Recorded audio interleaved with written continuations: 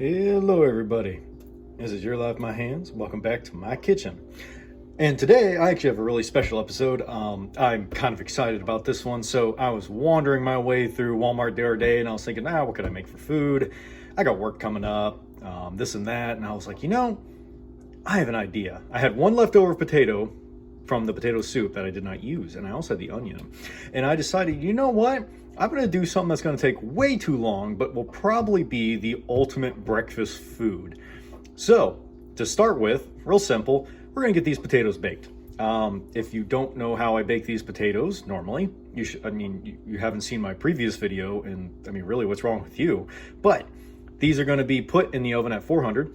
I'm going to cover them generously with some olive oil, salt them very heavily, put a little cut down the middle, and then into the pan they go, 400 degrees, 2 hours, and they'll come out looking awesome. And then we'll go to the next step. And I'm really, really excited about how hopefully this whole thing will turn out. And I'm thinking it's going to be awesome. No idea, never tried this before, so let's begin. I'll see you guys in 2 hours. All right, so the potatoes are out of the oven. They were in there for about 2 hours. Olive oiled, salted heavily, put in that cast iron pan, uncovered, left in the oven at 400 for about 2 hours. So next step, while the cast iron is still out, there's some oil in it already from the things. I'll probably oil a little bit extra. I'm gonna get this maple country sausage browned up, and of course Tennessee Pride. I am in Tennessee now, so naturally it just seemed like the right kind of stuff to get. And along with this, once this starts being browned up a little bit, I'm gonna toss in about half of that sweet onion right there and let that kind of caramelize a little bit with the sausage. All of it will be coming out, and then we're going to scoop out the insides of these potatoes here, kind of like in a twice baked fashion, which is what these are going to end up as. So letting them cool off right now while we work on making the sausage and the onion. And I'll probably throw some garlic in there as well because, well, that just goes really well with potatoes. And let's get this prepared and we'll go from there. So I added the onion while there was still a decent amount of pink. You can kind of tell around the edges, there and there and there, to the meat, so that the onions have more of a chance to really break down before the meat is done. So there was a little bit of pink all over when I added the onions and garlic in, and we're going to let them all cook together, keep them mixed up, break up any big chunks that you see. You're trying to get the stuff all spread out as finely as possible. Shouldn't take much longer, I imagine. There's a lot of oil and stuff like that from the sausage and whatnot. And once it's done, then we'll be ready to go to the next step. All right, so the sausage is cooked. Onions are translucent a little bit. For seasonings, I threw in some red pepper chili flakes, a little bit of nutmeg. I think it's kind of a good breakfast flavor. Second part, now we're going to have to scoop out the inside of these potatoes as if we're making twice baked potatoes, which essentially we are. This is time consuming, so I'm gonna go ahead, try to remove as much as you can from the inside of the potato. Try not to break the potato wall. Now, luckily, these potatoes have a real nice skin on them, so that shouldn't be a problem. I'm going to scoop out all of these, kind of a time-consuming, labor of love process, and into the potato, or into the sausage they will go. And we'll start dressing it up a little bit from there once the potatoes are out of their shell. Alrighty, so that was actually not too bad. I actually found, here, I'll show you guys. These are nice, like empty potato shells now, ready to be stuffed again. But I found if they're cool enough, you pick them up like this, put them over the bowl, and you just gently use like a spoon to like just absolutely scrape out the insides. And trust me, if you've made twice baked potatoes, you'll probably have your favorite spoon, which is really good at taking out the insides of potatoes. So from here, let's dress them up in some normal potato fashion.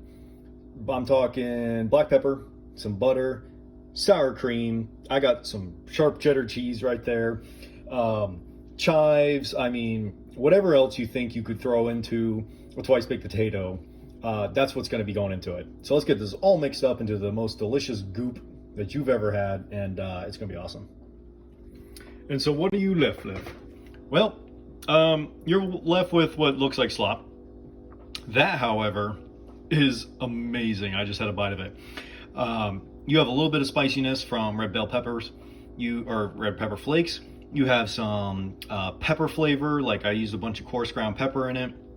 Threw some chives in there. You got a whole thing, like a bunch of cheddar cheese, sour cream, and yes, I found some cream cheese in my fridge that I needed to use. And guess what? That went in there, along with a couple probably tablespoons of like Kerrygold's butter. So you may ask yourself, hey, is this healthy? Absolutely not, but it's gonna taste good.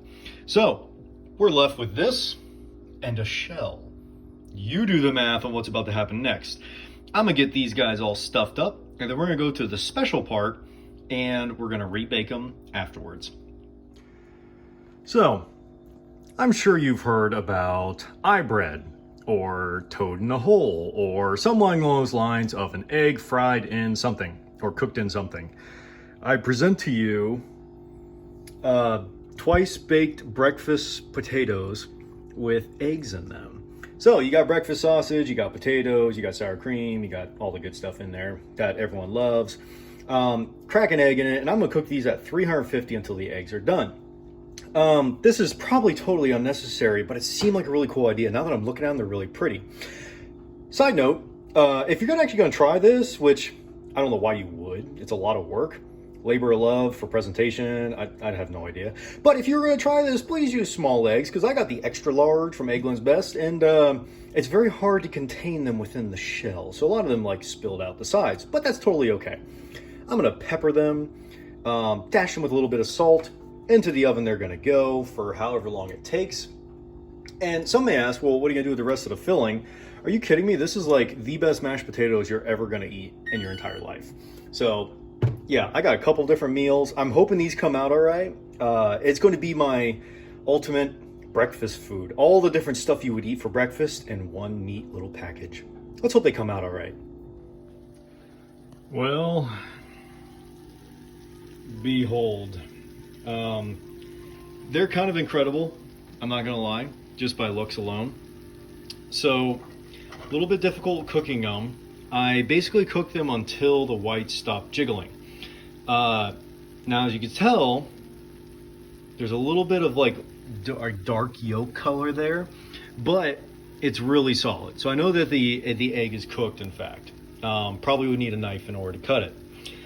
So I really wanted to make these because for some reason the visual of an egg cooked in a potato just seemed like I had to do it. And a couple initial thoughts: definitely make sure the walls of your potatoes are built up a little bit. Otherwise, your little eggy boy is going to be sagging down here like this one.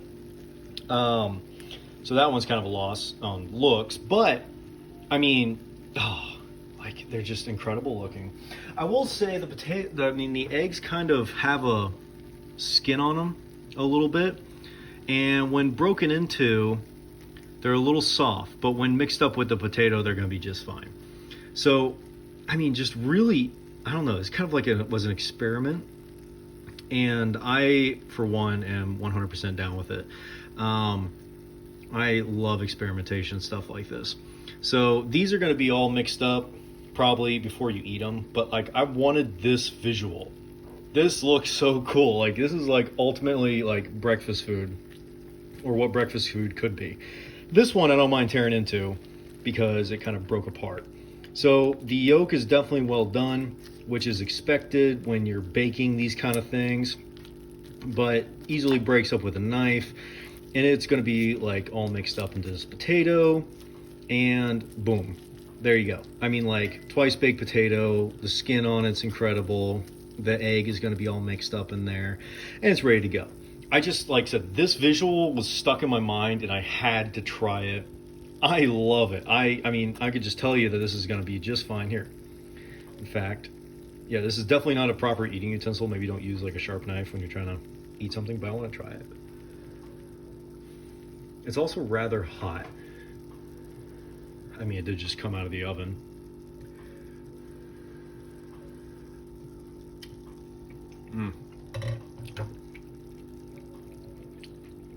Oh, I love that. Oh boy, I love that so much. That egg has like a chewy texture to it. So, makes sense. Oven baked is going to kind of dry out the egg a little bit. Once it's mixed in with the potato though, my goodness, you get the maple flavor, you get a little bit of that spice from the red pepper chili flakes and the pepper in it. I mean, this with some Cholula on top is golden ultimate breakfast food. I love it. Like, I love the visuals of that. That is so cool. Everything you would eat for breakfast is just now in a potato skin. Boom, you're ready to go. Nature's burrito right there. I love it. It's so good. I don't know if I would ever do this again. This was a lot of work for what is essentially a breakfast twice baked potato, but phenomenal. I'm excited about it. I love it. These are so cool looking. I hope y'all enjoyed. I mean, go make it if you want to, but I hope y'all enjoyed. This was just fun for me. I actually really enjoyed this one a whole lot. Y'all take care. Have a great week ahead of you. I hope you guys are doing good.